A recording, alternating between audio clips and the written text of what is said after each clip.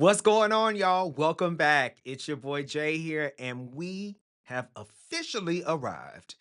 This ain't Texas, so hold up. And this ain't your average civics lesson. This episode is what happens when the law stops protecting people and starts protecting the power itself. Now, if you've ever looked at the news and thought, there's no way in hell they can legally do that.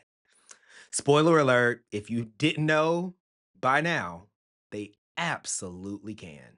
And more importantly, they absolutely are.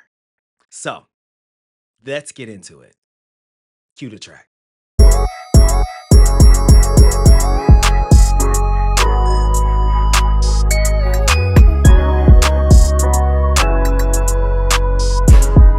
Hey, y'all, you're listening to Overruled or watching, where the law meets the culture and the culture doesn't just clap back, it files a motion to dismiss the bull. I'm your host, Jay, and today we are unpacking how this country is quietly erasing people. Not with force, which they absolutely are doing, but with policy right before our very eyes. We're talking executive orders that disappear the unhoused, silence independent media, and try to redefine who even gets to be an American. They're not rewriting the rules, y'all. They're rewriting reality. And this dumpster fire of a reality show that is America, it keeps giving and giving the and we've got a few objections of our own. So, let's go. We're starting things off today with issues on the docket. The segment where we dig into the legal bombshells making waves across the country in real time. And no surprise here, the current administration is throwing executive orders like Mardi Gras beads. And bitch, I'm from Louisiana, so don't get me hype about throw me something from a float, bitch. No, they're not even, it's except the that they're throwing from their, White House, from their front lawn. They're talking court challenges, civil rights lawsuits, and a rapid rollback of constitutional norms. This week, we've got three big ones that aren't just political theater. They're reshaping who gets to be heard, housed, and counted in America. First up, in Issues on the Docket, we're going to talk about some of our beloved public broadcasting networks, NPR and PBS. So on July 8th, 2025, President Trump signed Executive Order 14184, which eliminates all federal funding to the Corporation for Public Broadcasting, CPB, the parent organization behind PBS, NPR, and 1,500 affiliated local stations. The White House claimed this move was a cost-cutting measure, but make no mistake, everyone. This was retaliation wrapped in a budget line.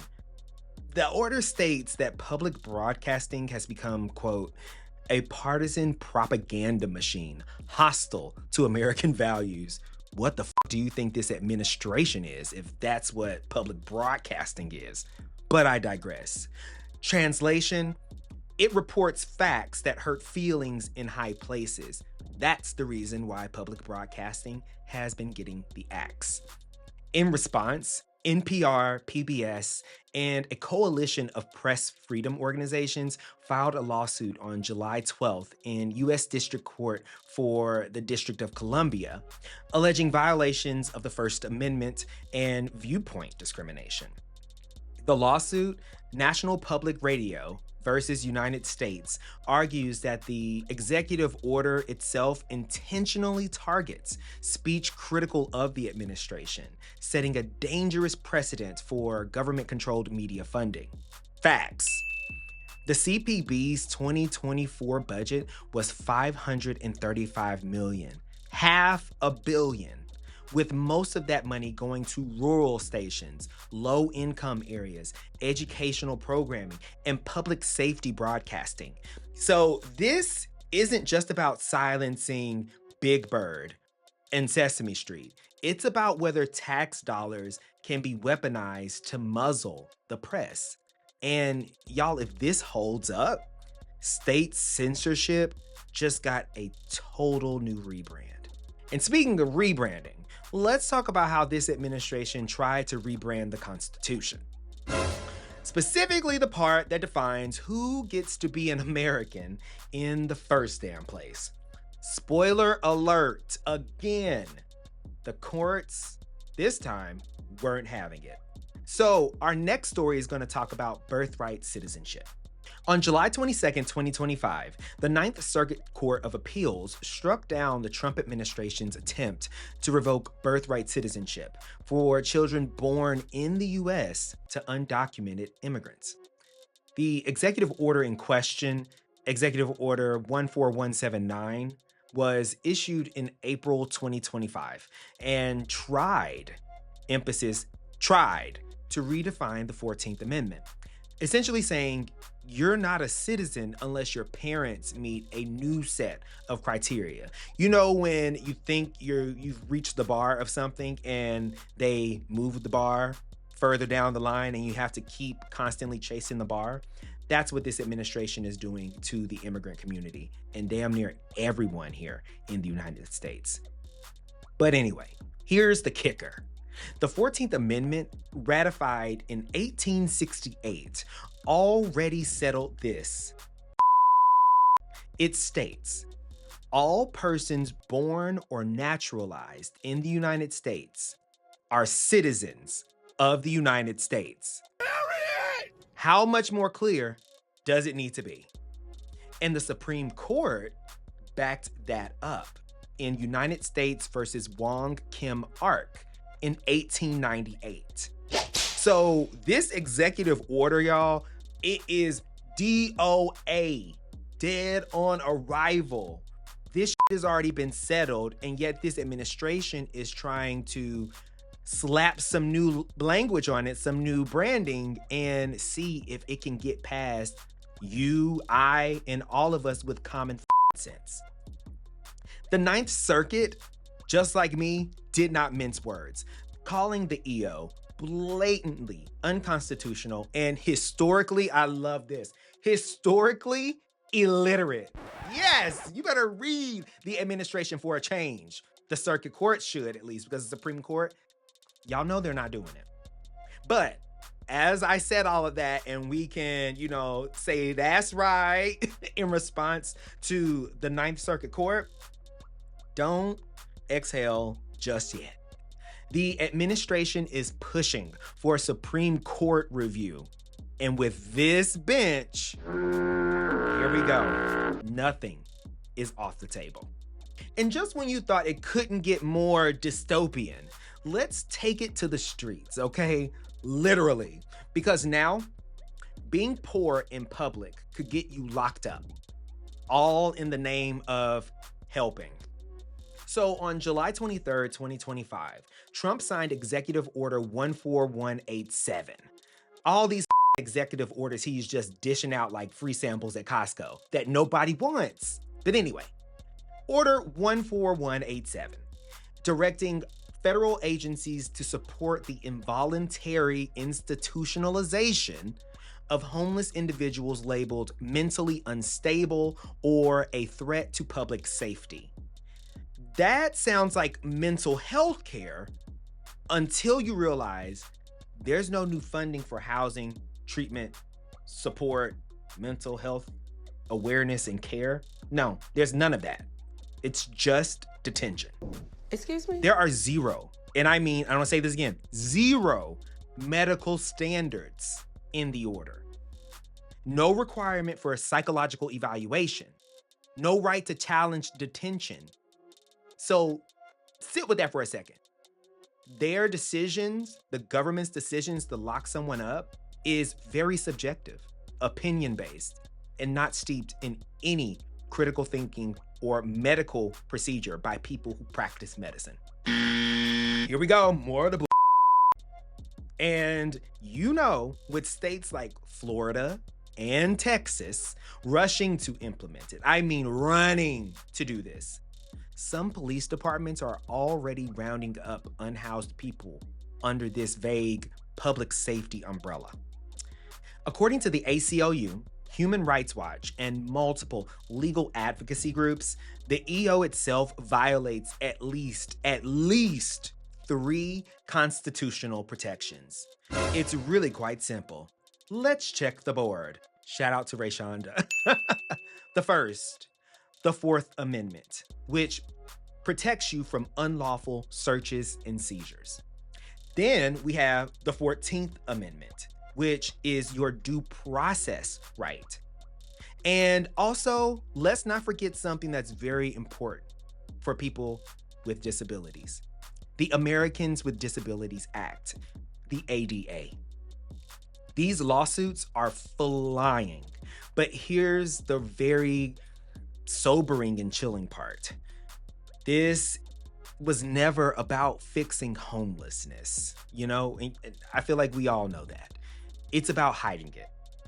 It's about pushing that problem out of our viewpoints, out of our line of sight, and putting those people in even more dire situations to keep them down instead of lifting them up. And once we normalize institutionalizing people for the crime of not being able to afford rent or having mental health needs that no one's been able to provide them yet, we've shifted and we've officially traded compassion for containment. So, there you have it. In just 3 weeks, we've seen attempts to silence independent media, redefine citizenship, and warehouse poverty behind hospital doors, all with the stroke of a crusty-ass presidential pen. Executive power isn't just being flexed, and you don't need me to tell you that. It's being weaponized, okay? All this is happening in a punitive manner to keep people down. And while the courts are pushing back for now, at least some of them are, we can't keep relying on these legal Hail Marys to stop the authoritarian drift that we are moving into. When the government decides who gets to speak, who gets to belong, and who gets to exist freely in public, we've shifted from it being a policy discussion. That's a new precedent in the making. And speaking of precedent, it's time for the case that changed everything. Because before these headlines, before they made waves, there was a case or two that cracked the floodgates wide open. Let's talk about it after this. Welcome back, and welcome to the case that changed everything. The part of the show where we dig into a pivotal legal case that didn't just make history. It keeps echoing through our headlines, courtrooms, and lives to this very day. This week, we're going back to a case that couldn't be more relevant if it were trending on TikTok, friends. O'Connor versus Donaldson. A case about power, mental health, and what happens when the state decides it knows what's best for you, even when you never asked for its help in the first place. Sound familiar? Yeah. Let's talk about it. In 1957, a man named Kenneth Donaldson, a 34-year-old father, military veteran, and factory worker, returned home to Florida after visiting his parents in Philadelphia. While there, his father, without Kenneth's consent, to be clear, petitioned a court to have him committed for mental illness. Donaldson had previously experienced paranoid thoughts and was diagnosed with paranoid schizophrenia during an earlier hospital stay, though he lived independently for years. Based on his father's claim and without a formal hearing, a Florida court had him involuntarily committed to the Florida State Hospital at Chattahoochee. He would remain there, locked away and stripped of basic rights for 15 years. If that wasn't the kicker, oh wait, there's more. Donaldson wasn't dangerous. He didn't pose a threat to himself or others. He repeatedly asked to be released. He had friends willing to house him, but the state said no. Why? Because he was mentally ill. Hard stop. That, in the eyes of the hospital superintendent, a man named Dr. J.B. O'Connor, was reason enough to keep him institutionalized. Donaldson didn't break a law. He didn't hurt anyone. He didn't even fail at life. His only offense was not meeting someone else's definition of normal. By the late 1960s, Donaldson started fighting back. He filed a lawsuit in federal court against Dr. O'Connor and the other hospital officials, alleging that they had violated his constitutional rights by keeping him confined without treatment, without a hearing, and without cause. The legal question wasn't just about Donaldson. It was about every person institutionalized under vague, outdated, or simply unjust psychiatric standards. At the time, mental institutions in America had become de facto holding tanks for the poor, the disabled, and the socially inconvenient, similar to how they are now. A scarlet letter diagnosis could erase your freedom permanently. By the time his case reached the Supreme Court in 1975, Donaldson had already been released, but his fight was far from over.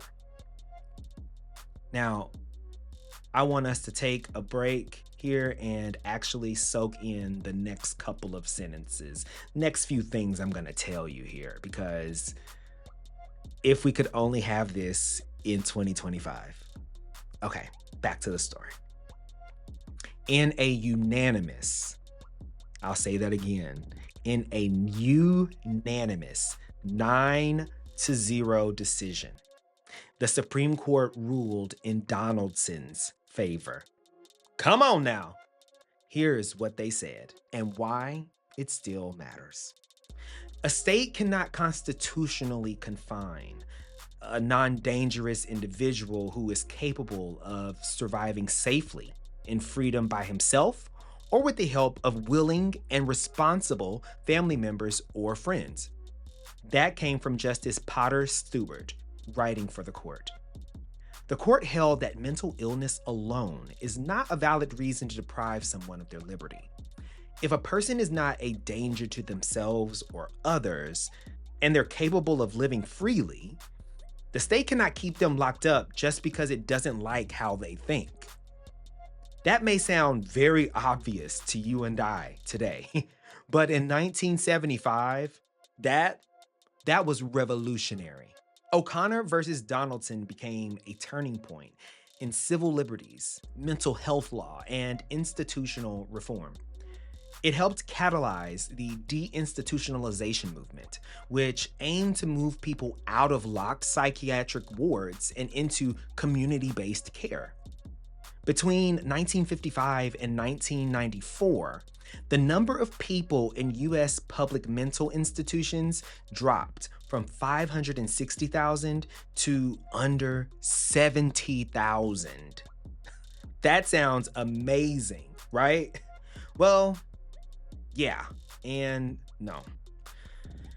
Because while the ruling struck a blow against abuse and unjust confinement, the government didn't build a safety net to catch all of those people, those hundreds of thousands of people it was releasing.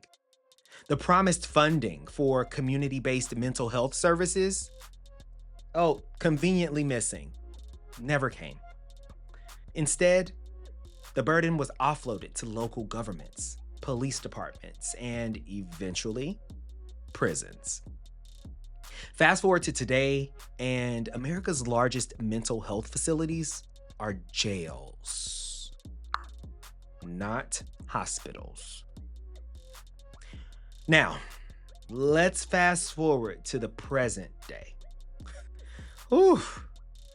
On July 23rd of 2025, to be exact, That's when President Trump signed Executive Order 14187, directing federal agencies to support local governments in involuntarily institutionalizing homeless individuals labeled mentally unstable. The order itself is vague. Are we surprised about that? Hell no. Sweeping and ripe for abuse. It doesn't define what unstable means. It offers no standard for medical evaluations. There's no due process, no required judicial oversight, and no funding for treatment or supportive housing. In essence, this is re-institutionalization without rights, a legal, sanitized reboot of everything O'Connor versus Donaldson tried to stop. And just like in 1957, people today are being swept off the streets by the boatloads, not because they're dangerous, but because they're inconvenient, because they look unstable, because they make wealthy people uncomfortable. Civil rights groups, including the ACLU and the National Homelessness Law Center, have already filed a number of lawsuits arguing the EO itself violates the Fourth Amendment, the 14th Amendment, and the Americans with Disabilities Act, what I mentioned earlier. But here's the very scary part, y'all. The administration is citing public safety and mental health to justify actions that legally amount to detainment without crime. Does that sound familiar? Yeah, it should. What O'Connor versus Donaldson teaches us is that mental health care and civil liberties are always in tension and highly contested, especially when poverty, race, and politics are involved. It also shows that court victories, while important, are just one piece of the puzzle. The law may say you're free, but policy, power, and public fear can say otherwise. And today, we're watching that lesson unfold in real time. We're watching a government reach for the same broken tools that failed us decades ago. Only this time, it's wrapped in executive language, not psychiatric paperwork. But the outcome's still the same. People losing their freedom, not for what they've done, but for who they are and where they sleep. Damn, man. O'Connor versus Donaldson wasn't just about one man trapped in a Florida hospital. It was about the idea that freedom means nothing if it can be taken away without cause. And that's exactly what happened here. And nearly 50 years later, we're back at the same crossroads where civil rights, mental health, and political power collide. This time, the fight's not just in one hospital, it's nationwide. And the question we have to ask is this: are we protecting people, or are we just disappearing them, relocating them out of sight? Because if history's any guide, the answer depends on how loudly we speak up and how hard we push back. Let's take a quick break and we'll be right back. Welcome back and welcome to Exhibit Asterisk, where we dig into the fine print that turns good-sounding government policies into legal landmines. Because in today's political era, nothing says accountability like a headline that lies through its teeth, followed by a footnote that quietly tramples your rights. This week, we've got 3 shiny executive actions that look reasonable at first glance, until you remember to flip the script and ask, what's hiding behind the asterisk here? And also, what individual is pushing out this legislation? Let's get into it.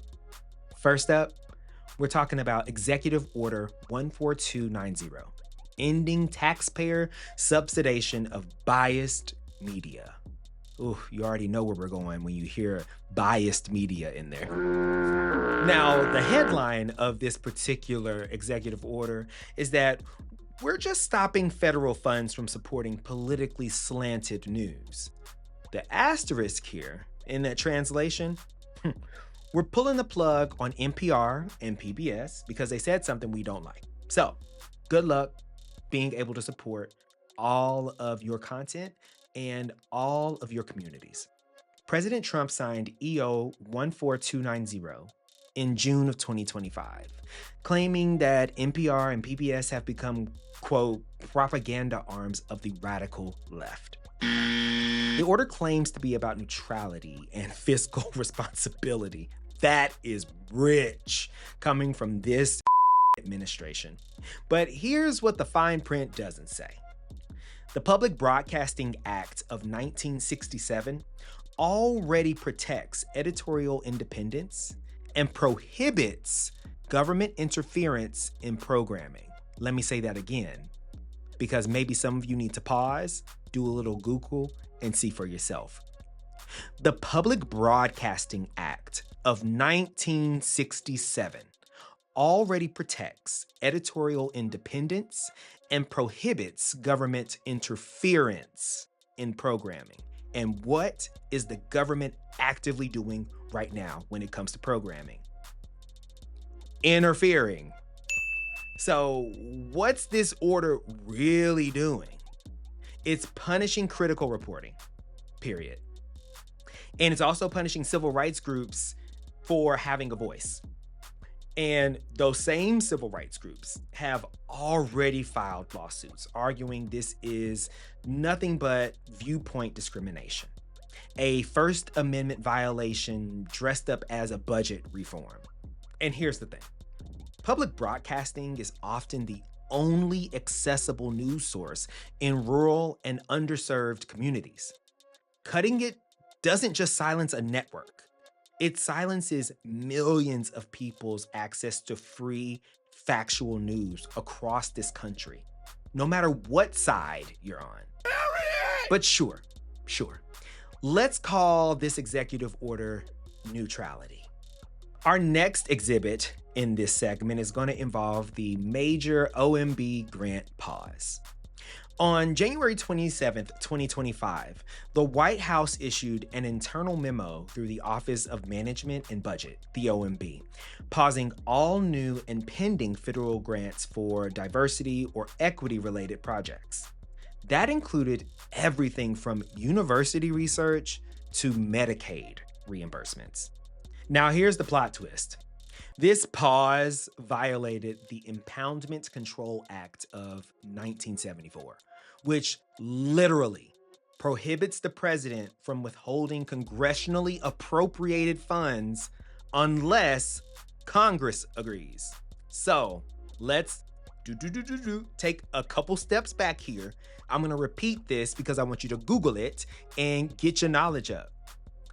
So this administration, this president is actively violating the Impoundment Control Act of 1974, which literally, quite bluntly, prohibits the president from withholding congressionally appropriated funds unless Congress agrees.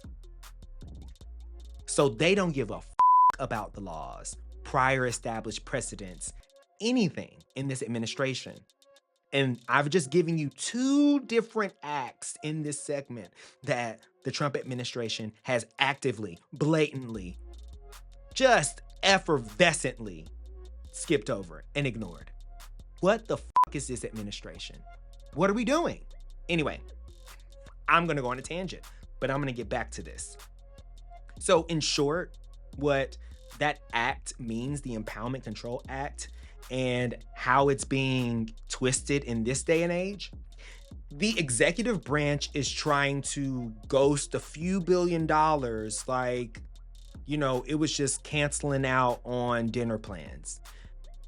The executive branch is quite literally committing to giving funding as they have been, but now they're saying, you know what, we're going to freeze those.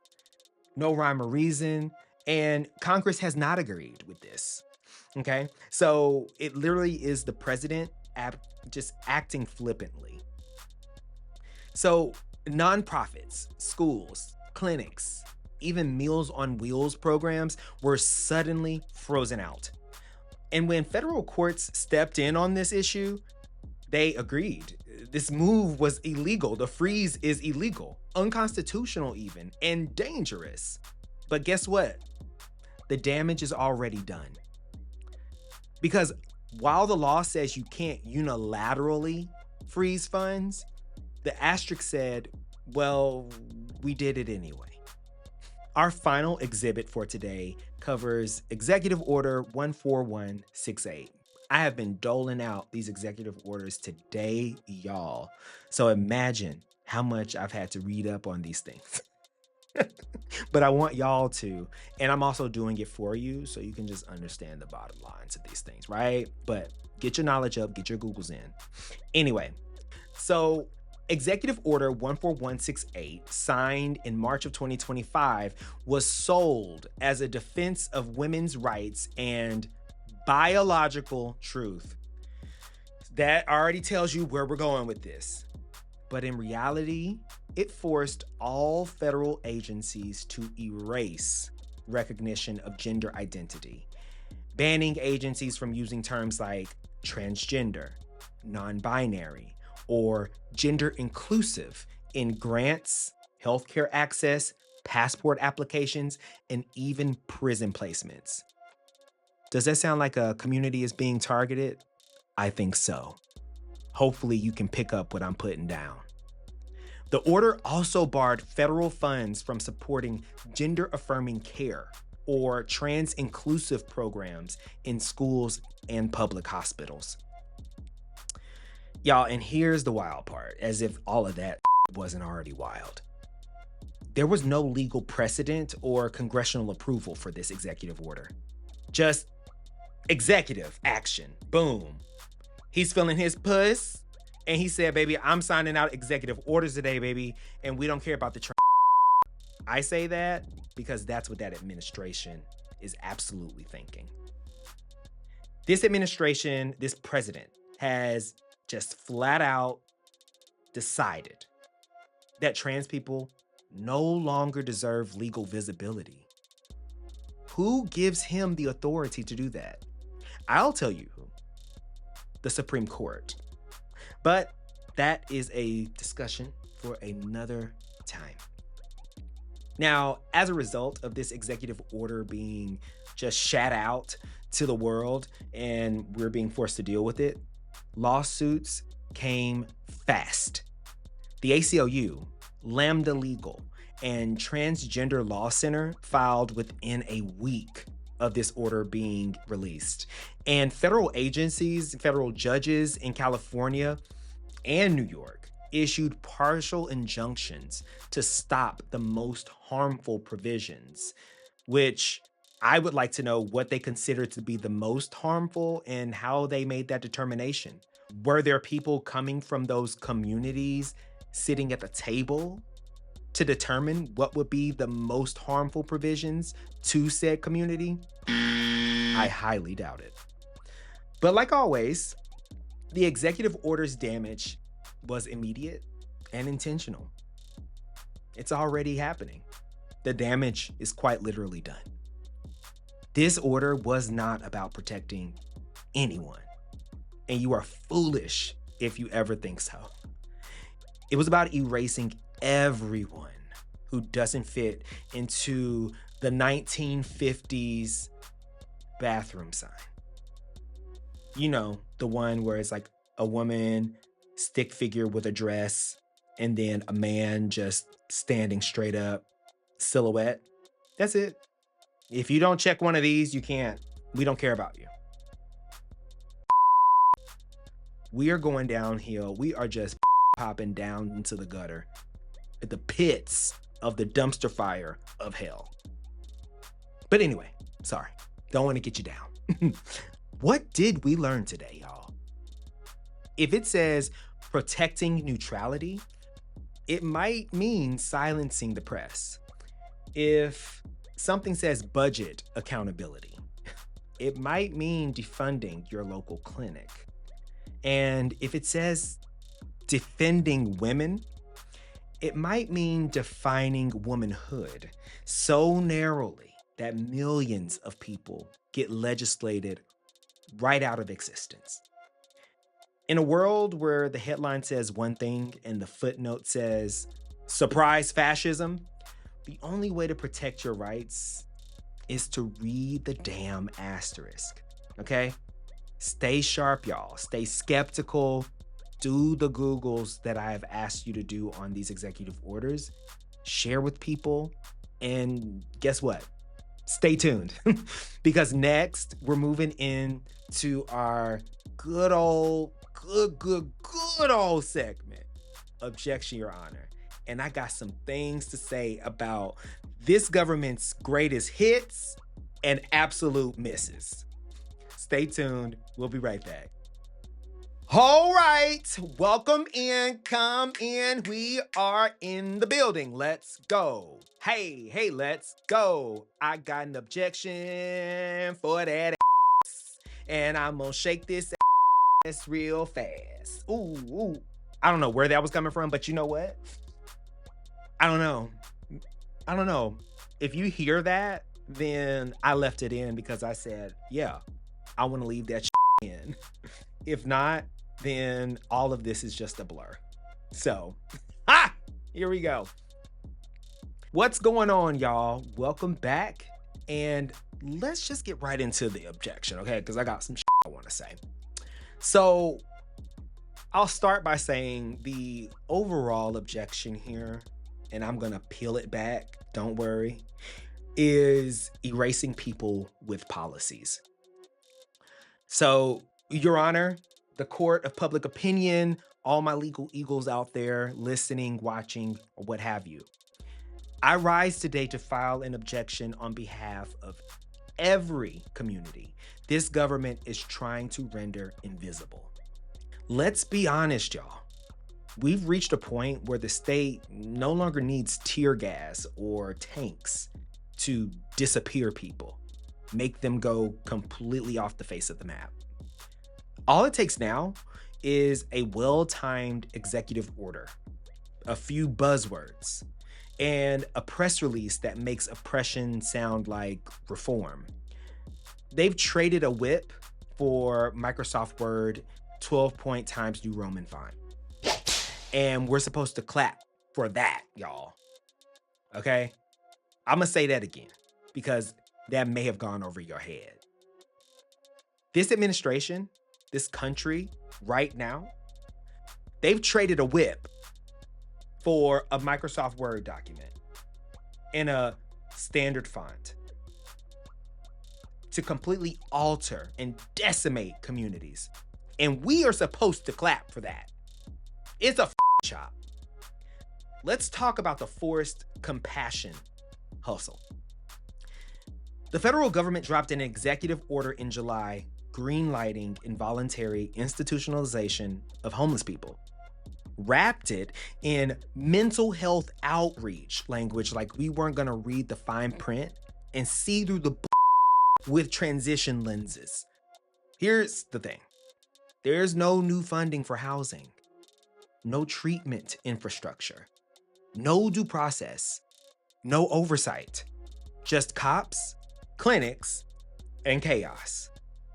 This is a containment strategy, not a care strategy. This is what happens when you can't solve homelessness. So instead, you criminalize visibility and existence. Apparently, it's easier to lock people up than lock in rent control. Easier to fund padded cells than create padded safety nets for people in need. Objection. Now, let's also talk about that war that is existing currently regarding the 14th Amendment. The administration tried to end birthright citizenship, one of the most foundational protections in the entire Constitution. not through executive order, not by amending the Constitution. Oh no, not through legislation even. Nah, just a Sharpie and a grudge. Let me remind you, the 14th Amendment was ratified in 1868 to ensure that formerly enslaved people and their descendants could never be denied citizenship again. And in 2025, they tried to unravel that with a 2-paragraph order and a little wink to their conservative base. Y'all, what is next? It's scary to even ask that question given the track record of what's happening in America. Yeah, double homicide. Really, what's next? You only get to vote if you can spell Constitution backwards while holding your birth certificate and a vial of blood? You think these illiterate can do that? Excuse me? Precisely the point. Objection. And the press, yep, oh, they're coming. They're coming for that too, this administration is. If you can recall, Executive Order 14290 cut funding for NPR and PBS, calling them biased and un-American. Wow. You mean the same NPR that broadcasts tornado warnings to rural communities in the middle of the night? Like the recent Camp Mystic flooding and search effort? Or the same PBS that teaches kids how to read when their schools are underfunded? That brought us Arthur, Reading Rainbow, and Sesame Street? You talking about that? You want to completely nix? Okay, that's not bias, y'all. That's none of those services provided are biased. That is service. That is community outreach and community service. But see, this administration doesn't want news. They want an echo chamber. They don't want watchdogs. They want lapdogs. This is not about saving money. I can't stress that enough. It's about suffocating dissent and progressive ideals. And if we're actively defunding facts now, just go ahead and replace the Constitution with a vibes-based infographic that's also created using AI. At least then we know if it's fiction. Objection to that. And let's not forget the gender genocide that's also happening via bureaucracy. Executive Order 14168 erases gender identity from every corner of federal recognition. No more gender inclusive language. No more support for trans healthcare. No more rights in federal prisons, passports, or public funding. It's all gone. Officially. They said it was about protecting women. Okay, girl. But here's the point, and here's the plot twist. Trans women are women. Breaking news. Trans men they're men. Okay? It all makes perfect sense to the common person. Non-binary people exist. But instead of expanding legal protections, this executive order just deletes human beings from the policy ledger. Y'all, this is not good. This ain't protection. This is an erasure by executive pen.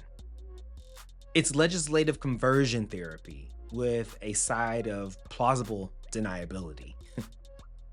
So, in this multi-layered objection, here's the through line, okay?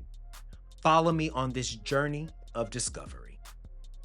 Now, in the last 6 months, we've watched this government, the United States government, the Trump administration, strip children of citizenship, disappear the unhoused, silence the media, and erase gender diverse people from legal existence.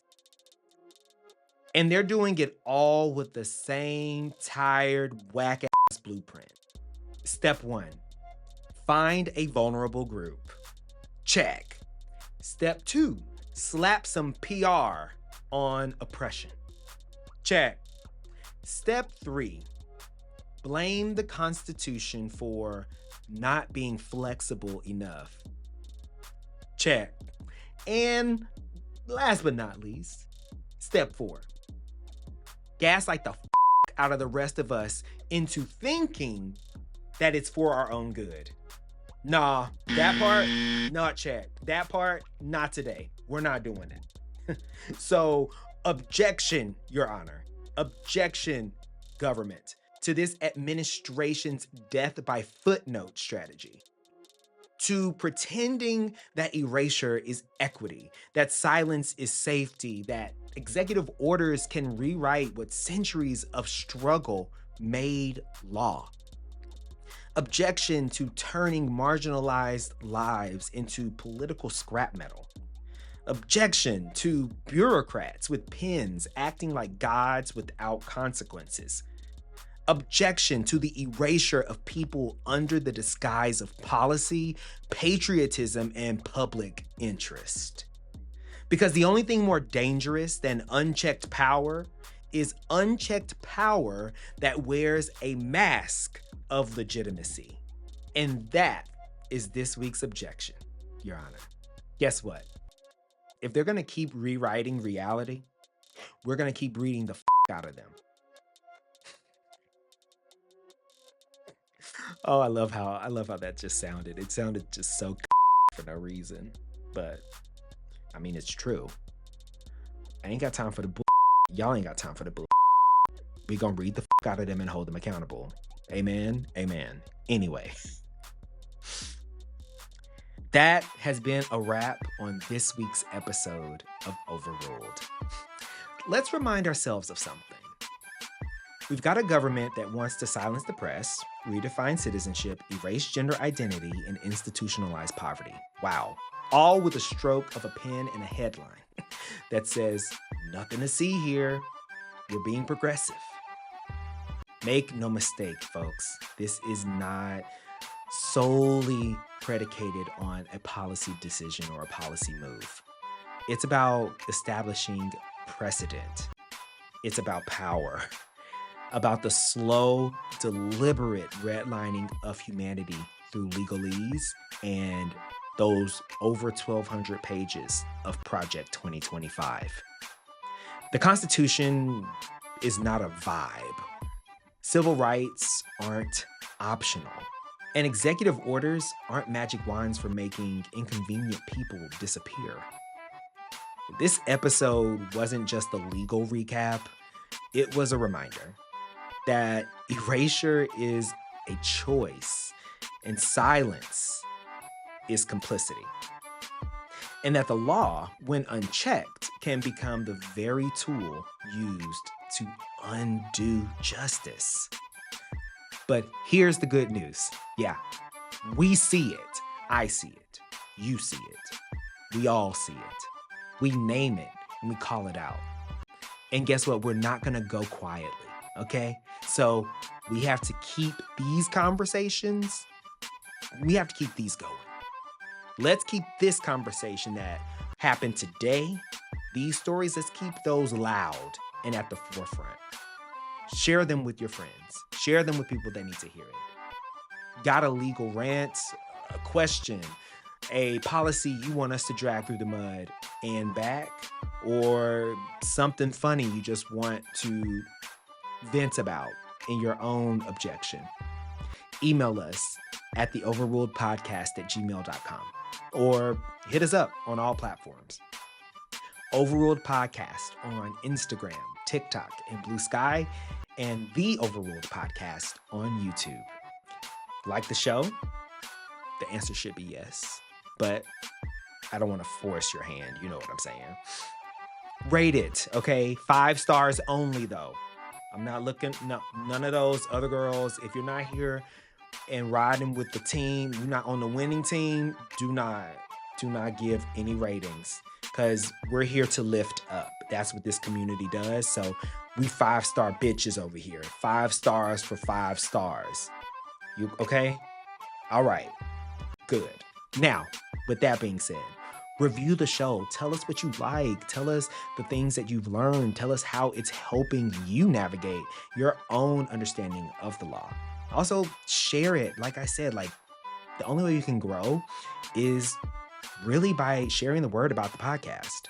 And I'm thankful for all of you that have been sharing up until this point. It's been wonderful to get kind words and also see people just celebrating another perspective that needs to be out in the sea of voices right now. Yeah. Until next time, y'all, keep your head up, your receipts ready, and your objections ridiculously, obnoxiously loud. You've been listening to Overruled, okay? Don't you forget that. Where the law meets the culture and the culture claps the back. All right, y'all. Bye. Cut. Yes. Yes. We did it. We did it, Joe. We did it. We did it, folks. It's a wrap on this week's episode. I gotta tell you, your boy has had a long few days, several many days, and we are here doing the best we can with what we got. Amen. All right. Now, welcome to JB's Afties. I should have formally introduced the segment, the bonus segment. Okay. JB's Afties. And every week, more often than not, I can't say every week, but most weeks, I do have a beverage in addition to my water that I'm drinking on the side. And this week's bevy is actually a collaboration drink that they were giving out at the gym that I was at, and they were just like all these different types of teas. It is the St. James organic black tea, 0 sugar for the girls, for the boys, for the royalty, whatever. And this one is mango flavored black tea. When I saw this one, I was like, yes, I love a mango, especially with a black tea. Ooh, it's always a great combination. Sometimes I like to throw a little lemonade in there, and it's like, ooh, it really sets it off. But anyway, this is inspired by the White Lotus. So I guess it's like a promotional collaboration, but it's actually good.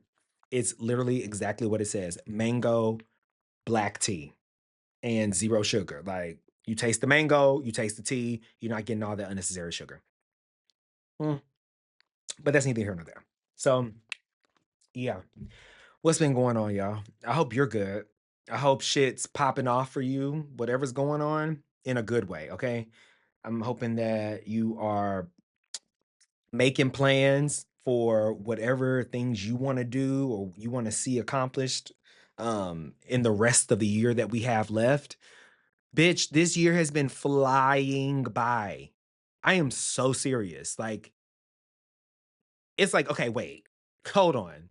I know that 2025 has been a dumpster fire, but I think because it's been such a dumpster fire, that's the reason why we've all just had to keep our head down and focus and just do what we needs to do. Um, and hence the reason why time has just been flying, right? But I've been doing well, law school. She is that girl. She's in effect officially. And yeah. That's probably another reason why I'm tired. But it doesn't matter. At the end of the day, I'm so happy to be doing this, and I can't wait to start tweaking the show because I'm going to start incorporating elements from what I'm learning in law school once I get a healthy amount of material and know what I want to do. Any suggestions, any I won't take opinion. Any suggestions on things that you may want to hear about as it pertains to law school that I can incorporate into the show, please let me know. I'm so happy to take those in and just see how I can meld my ideas with yours. Okay. Because this is a show for the people. Like, I'm just here, I'm just the vessel. I'm just a pretty face with a cute waist and a nice set of legs, if I do say so myself. But anyway. That was so corny, but I'm gonna stand up in it because it's true. Okay. That's all I got, y'all. Hope y'all have a great rest of your day, week that you have. And that's it. I will talk to y'all soon and I'll see you in, well, you'll see me in the next one. I love you, not in a weird way. Love me back, not in a weird way. Okay. Good energy only over here. No crazies. All right. Talk to y'all soon. Bye.